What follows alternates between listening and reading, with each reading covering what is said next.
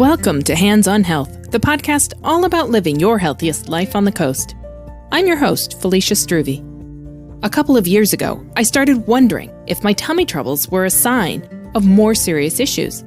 I stopped eating dairy and gluten. I even got tested for celiac disease. My test came back negative, and it turns out I do feel better without the dairy, but gluten doesn't seem to affect me, so bring on the bread.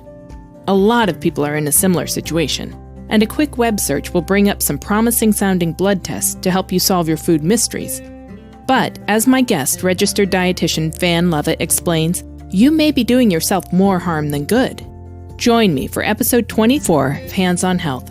We're talking about the difference between food allergies and food intolerances, and what to do if you suspect that something you're eating is causing you problems. I'm joined by Vann Lovett today. Vann is the Nutrition Services Manager and oversees our kitchen and the Medical Nutrition Therapy Department and the Diabetes Education Department. So she is all about food and all about getting good, nutritious food into our patients and staff here at Columbia Memorial Hospital. Welcome, Vann. Thanks, Felicia. So we are chatting today about food allergies, which seem to be on the rise. I know when I was a kid, I didn't know anybody who had a food allergy, and now schools aren't allowing peanuts and peanut butter and that sort of thing because there's so many people who have developed allergies. Yeah, there were a number of years where the Pediatric Association had recommended that we delay offering potential allergens to babies. And as a result of that, it didn't work out the way they had planned, where it didn't decrease the allergies. It actually increased the number of children with peanut allergies. So there was like this enormous explosion of kids with these severe peanut allergies, which is terrifying for both the child and the parent and the teachers, everybody else. So they have changed that recommendation now, and they're carefully allowing for introducing potential allergens to kids that have, a family history of that in certain circumstances. And parents can work with their pediatricians to find out what the best recommendation is for their child. But we're hoping that by changing those recommendations that we'll start seeing less of those severe life-threatening allergies in our kiddos. Well, so what makes, I've heard two words. So there's allergy, and then there's also people who are intolerant to different foods. Is there a difference? And if so, what is it? How do we know one is an allergy? You've got a peanut allergy versus a peanut intolerance, say. So I don't know that I've never heard of a peanut intolerance, but I suppose it exists out there. So allergies are an immune response. It's a immunoglobulin E, which we call IgE for short. It's an IgE mediated immune response. So your body releases these antibodies, the IgE, and that basically tells your body to release other chemicals that cause the allergy symptoms. There's a lot of overlap between intolerance and allergy symptoms, but true allergies tend to be 90% of true allergies are from 8 specific foods. So it's peanuts, tree nuts, eggs, dairy, wheat, soy, and shellfish. It's 90%. There's a little less than 200 foods that have been known to cause allergies in humans, true allergies, whereas intolerance is usually a different immune response, basically, and the reactions are not usually life-threatening as happens with a true allergy. But a lot of it is overlapped. So there's the GI symptoms that a lot of people have. You have that. It's much more common with intolerance, but that can also happen with a true food allergy. But you see more often with the true food allergies, things like eczema, hives, wheezing, difficulty breathing, and then anaphylaxis really mostly happens with those true food allergies. And that the anaphylaxis is like when your throat and tongue swell and your airway closes down. Yes, it's right? a life-threatening reaction. It's those one of those things that people carry around those EpiPens for. Yeah. And it's interesting because in children, and most allergies, it's like 4 to 8% of children have true food allergies, whereas like 3% of adults have true food allergies. And with the kiddos, like they'll have an allergy to, say, dairy or eggs or soy as an infant that they outgrow. It's very common for kids to outgrow that. Shellfish is one that they don't usually outgrow, as well as peanuts and tree nuts. But that kind of explains why the numbers are lower for adults in terms of true allergies. But what's interesting is that 35% of adults will report that they have a food allergy.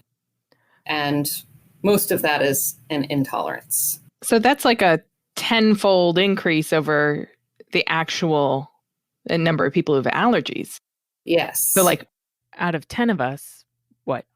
Only one of us probably has a food allergy and the rest are food intolerances? Right. Okay.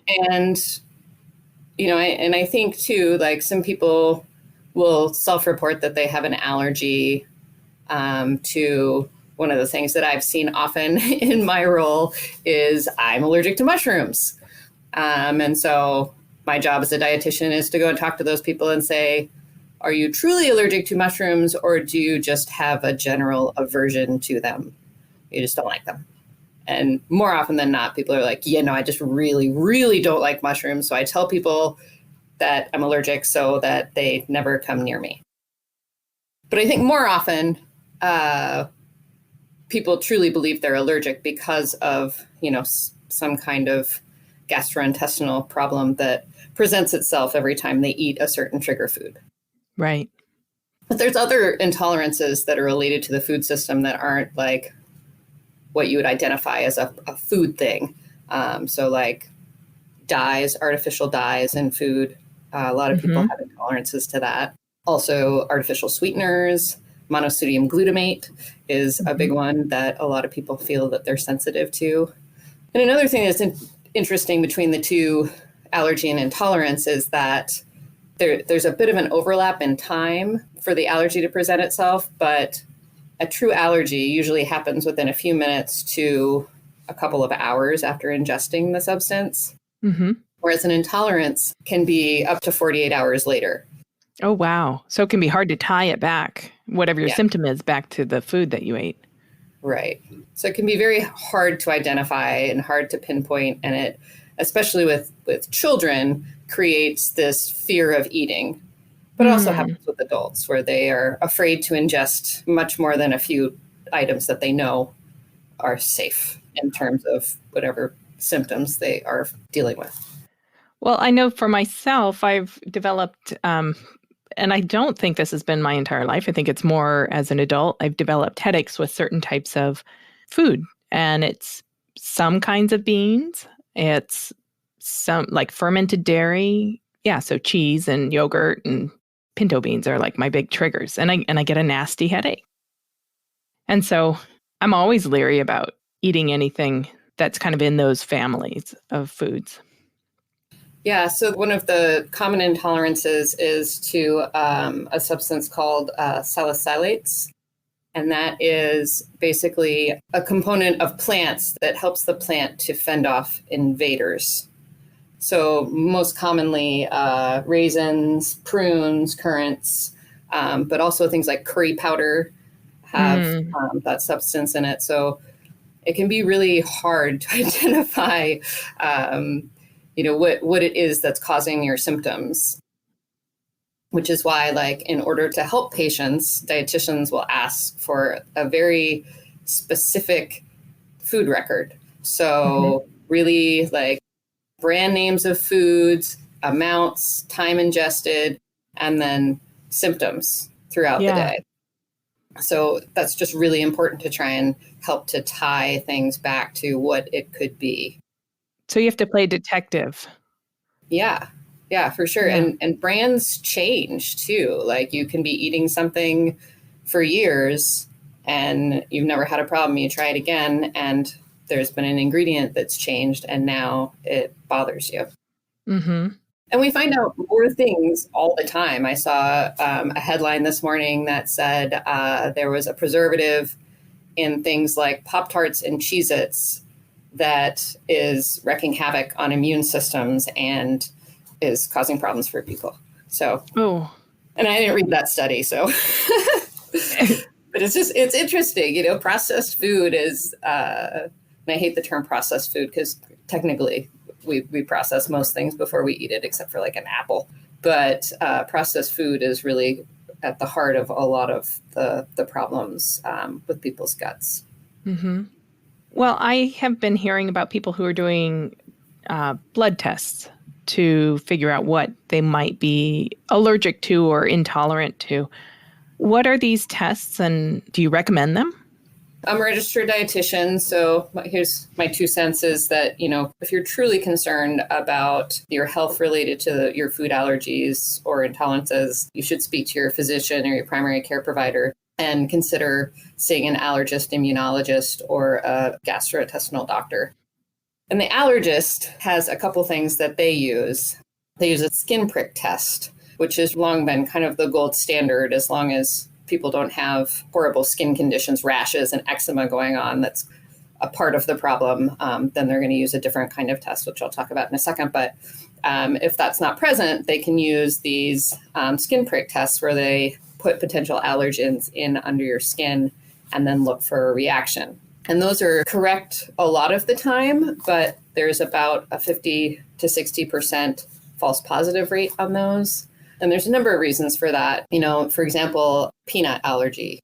So we suspect a peanut allergy. So they do the skin prick test and it comes back positive. There are other things that are tested that are also in that same family, so peanut's a legume. So say green beans are also tested. They've been eating green beans for a long time, never had a problem. It may show up as a potential allergen just because it's in that same family. Okay. So it's really important to have that dietary recall so we can rule things out. If a patient suspects they have a soy allergy, they have eaten soy a number of times and have had a reaction, they come in, they get the skin prick test, comes back positive. We feel fairly certain that that's a problem. Mm-hmm. The skin prick tests are great. They can be a little uncomfortable at the time, but it's really good in identifying true allergies, especially if there's a suspicion already. But yeah, I think the science gets better all the time when it comes to allergen testing, and we just keep learning more and more, and there's lots of ongoing studies. The CDC is working on things. The NIH has their allergy section, which is made famous by Dr. Fauci. He's right the head of that department or that unit or whatever they call it. But if they don't want to use a skin prick test, for whatever reason, a lot of times with infants that they are worried about a peanut allergy with, they have a sibling with a severe peanut allergy or a parent with a severe peanut allergy, they may do the IgE blood test, which is that immunoglobulin E that I was talking about before. And those are about 70% correct based on the reading that I've done. And that can be immensely helpful, especially, like I said, if they have those skin conditions. It can be great for environmental allergens as well. So like pollen and dust and that sort of thing, being environmental. Right. Mold. Yeah. Then there's another test that a lot of people can do. You can just buy it on the internet. And it's an immunoglobulin G, IgG test. And that is also a blood test, usually used as like a capillary blood sample, so like a finger prick. And these generally look at 90 to 100 foods and look for an IgG reaction. So there are a number of professional societies that recommend against using IgG for diagnosis of food allergies and intolerances. And the main reason why, and it's very controversial, the main reason why is that IgG is a memory protein. So if you ingest a food, it'll remember that food. And it may be that it remembers it because it caused inflammation, or it may be that it remembers it because it was very anti-inflammatory. So taking those 90 to 100 foods and looking at the IgG reaction and then eliminating anything that had a response can be very limiting and really, really hard on the person that is trying to eliminate all those foods. It's also can cause malnutrition. They're not getting all the right nutrition if they're eating, 4 or 5 foods. Mm-hmm. But I think a lot of people are drawn to those tests because they're having some kind of symptom. They're in some way concerned about their health. And I think most of it usually goes back to the gut. So there's some kind of gastrointestinal impact to their life. So they're gassy or they're bloated or they have diarrhea or they're constipated. And nobody's happy when they have the tummy troubles. It's an awful way to live. And so it makes sense to try and find all the information that you can. And then there's also the people that, maybe they don't have a specific symptom, but they want to be doing all the best things for themselves. So they take every bit of information they can find. Yeah, I know I've been through gastro trouble and I've tried eliminating dairy for a while and I've tried eliminating gluten and I've tried eliminating groups of foods that have the same chemical in them that might be causing some problem. And I don't know if it's because I'm not disciplined enough or if I just haven't hit on the right combination, but it hasn't done any good for me. And I feel, well, I wind up dreaming about things like waffles. So it doesn't ultimately do me much good. And yeah, you end up feeling quite deprived, right? I do. Or I end up, when I did gluten-free for a while, I ended up just looking for substitutes. I was looking for the gluten-free cookies or the gluten-free bread, and those were way higher in calories, and I wasn't as satisfied. So I was ultimately better off just not eating as much of a thing that was causing me problems, because I don't have food allergies in the sense of I've never had anaphylactic reactions to something. I rarely get hives or something like that. So it's really more just the gut's not feeling great. Why isn't it feeling great? And could be food. It could also be the fact that I need to move more and drink more and eat more fiber. Yeah, right? So there is that component to your gut health. Anybody knows that's ever been under a great amount of stress that generally that can create tummy troubles as well. It's also not good for the immune system. 70% of your immune system is in your gut. So you'll definitely see problems in times of stress. Poor diet can be a reason behind it. And that often comes from these huge elimination diets or highly processed food diets. Also, there can be changes to the microbiome in your gut, like if you're on antibiotics, for example, or you get an illness or some kind of overgrowth of bacteria or virus, that can totally change the gut. There's also environmental toxins.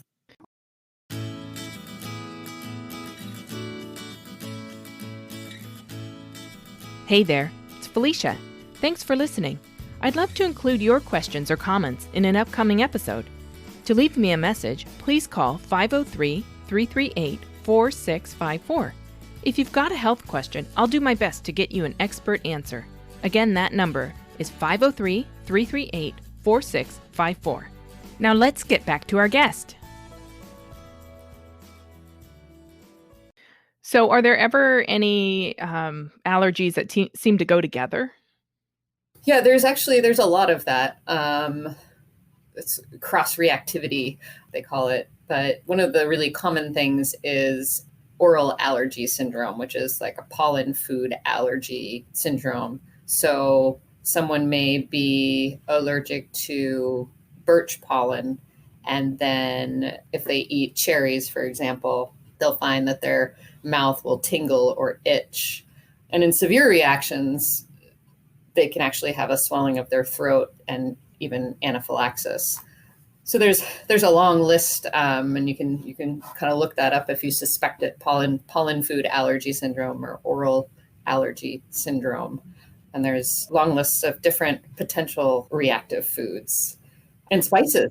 Well, there's different spices that can cause that problem. I have somebody that I work with that can't be around cumin.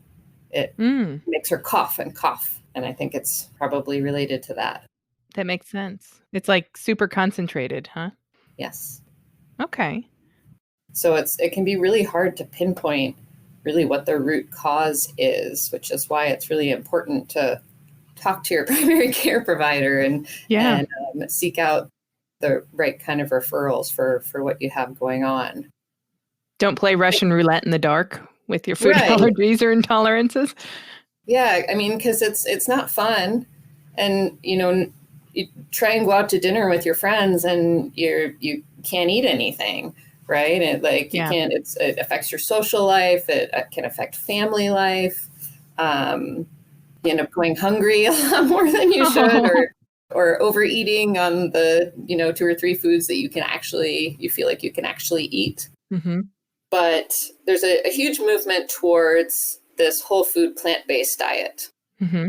And we could talk for days just on that topic alone, but one of the recommendations for healing your gut is really to focus on eating these whole nutrient, high fiber, plant-based foods in their most natural form. So for example, with wheat.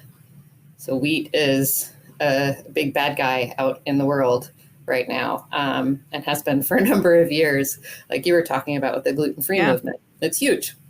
A lot of people do have a gluten intolerance, but is it every time you eat bread, but not if you have a wheat berry salad, for example? Right. So that can make a difference.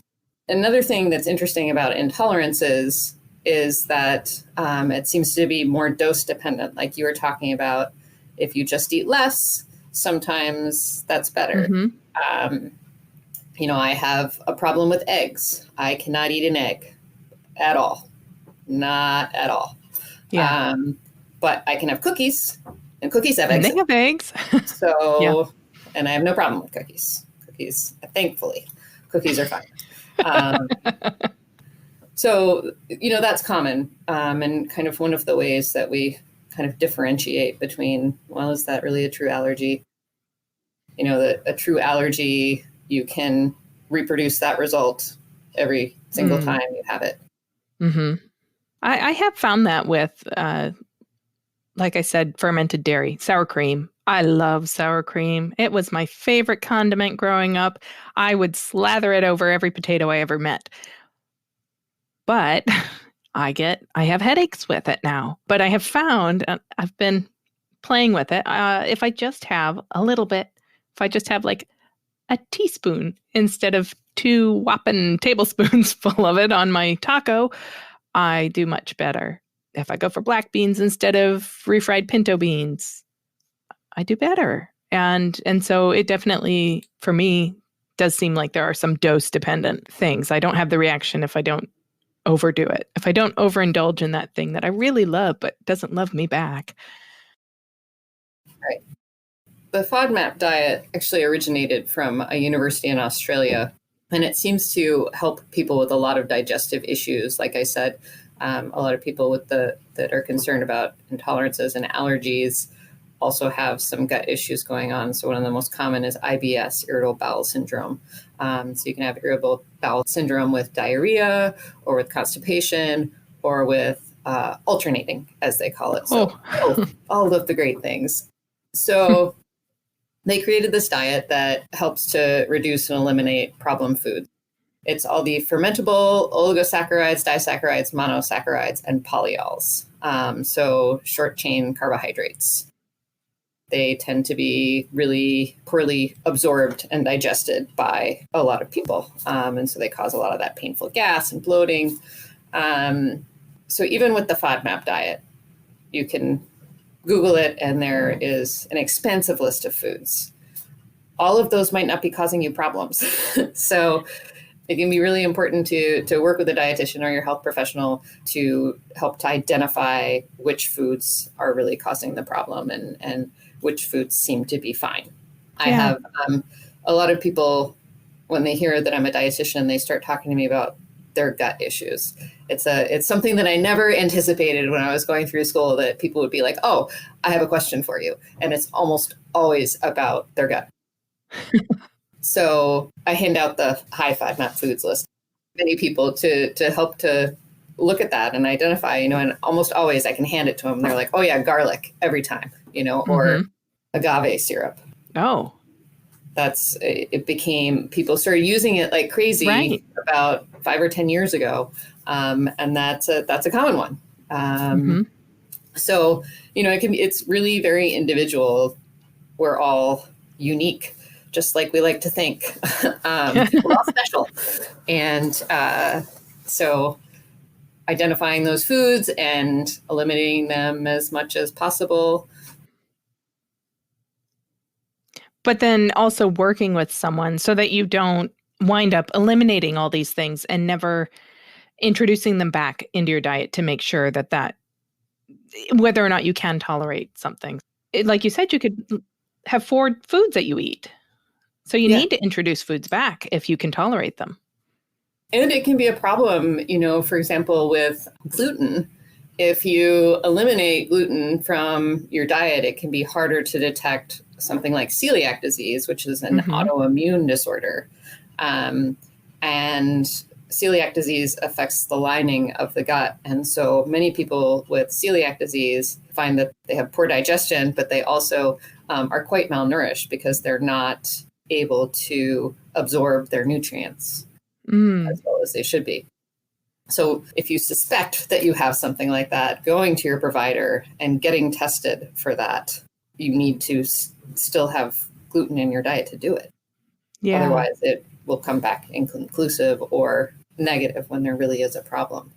And with the gluten sensitive or the celiac disease, it can be just even the tiniest amount of gluten. So, when you see on those packages produced in a facility that also produces wheat. Processes wheat, yeah. Yeah. People with celiac disease want to stay away from those items, whereas the rest of us, we might be fine. Yeah. Kind of like your egg allergy or your egg intolerance, not allergy. Right. Yeah.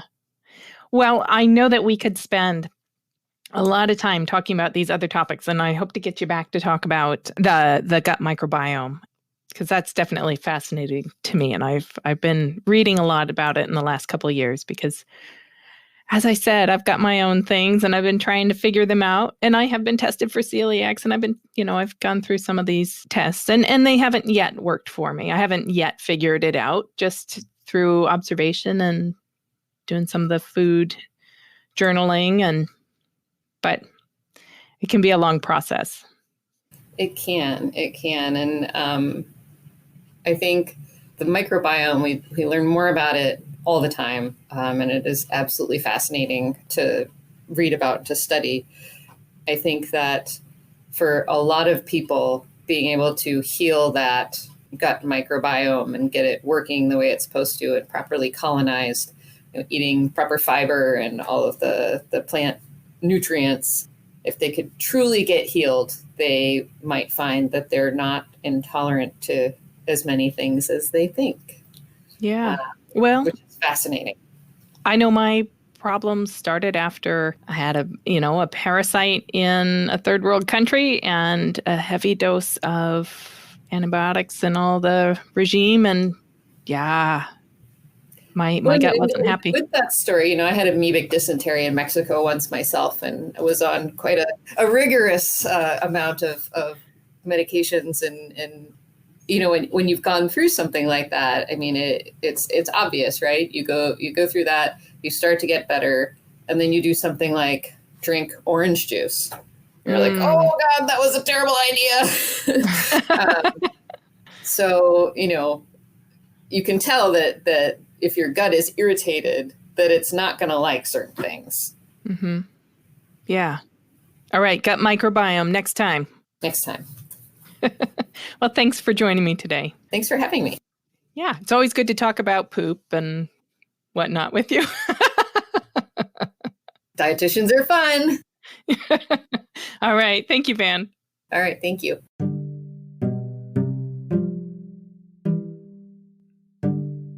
Thank you for joining us today. I'm Felicia Struve, and this has been an episode of Hands on Health, brought to you by Columbia Memorial Hospital.